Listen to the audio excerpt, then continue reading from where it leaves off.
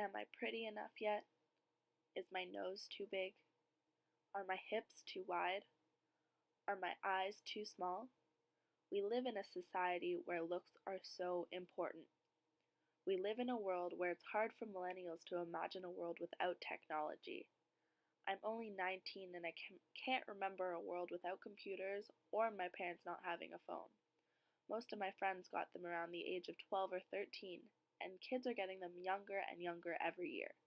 Media is all around us, on lampposts, on posters in the back of books, advertisements on the bus, and so many more. With all these different forms of media, I started to ask myself about all the diverse effects that these can have on people, especially young women. Teens in North America spend nearly 9 hours a day using technology, and kids between ages 8 to 12 almost 6. With that immense time spent on social media, it's hard to imagine it wouldn't have a big influence. Fashion magazines like Cosmopolitan or Teen Vogue are full of unrealistic ideals of beauty. The tall, thin body type presented by models, actresses, and other celebrities do not show the majority of women's bodies.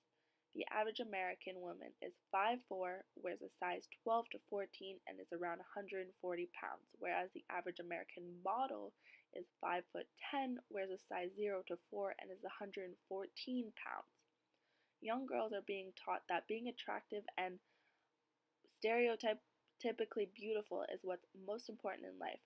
Thin ideal imagery can alter a woman's eating habits and may lead to eating disorders because these images create insecurity, dissatisfaction, and desire that lead young women to doing excessive exercise, skipping meals, binging or dieting that can be very dangerous since their goal is an unrealistic standard set by models who are already taller and thinner than the average and are oftentimes altered by Photoshop. Over 30 million Americans and 70 million individuals worldwide are affected by eating disorders.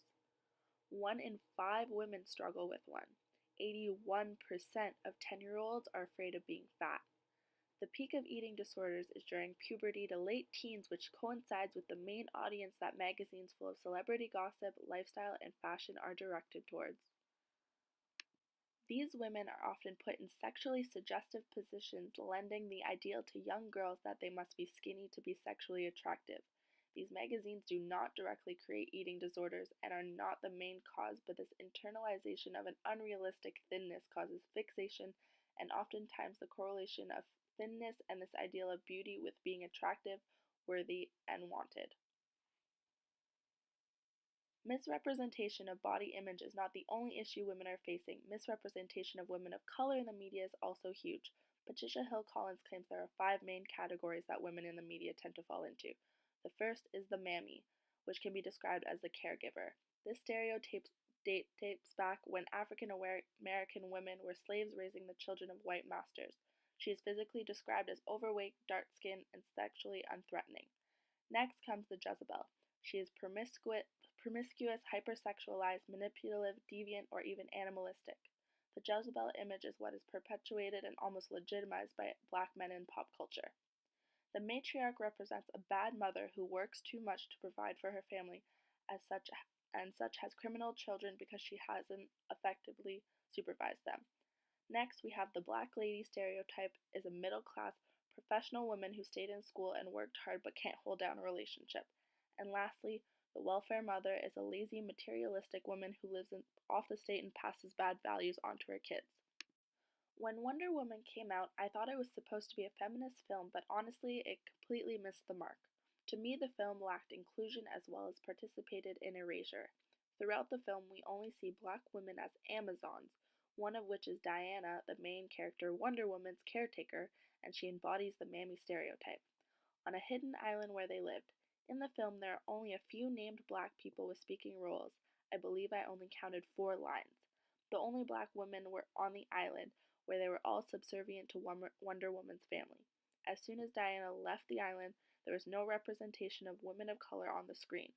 Wonder Woman, a film about female superhero directed by a female, is an undeniable victory for women, but not a great victory for all women. Well-known feminist Bell Hooks talks about the lack of powerful discourse on the ethic of love in shaping our views. They write, I have been puzzled by powerful visionary black male leaders who can speak passionately in resistance to racial domination and accept and embrace sexist domination of women, by feminist white women who work daily to eradicate sexism but who have major blind spots when it comes to acknowledging and resisting racism and white supremacist domination on the planet. And with that quote, I will leave you to ponder more about the misrepresentation of women in media and how much farther we still have to go. Thank you.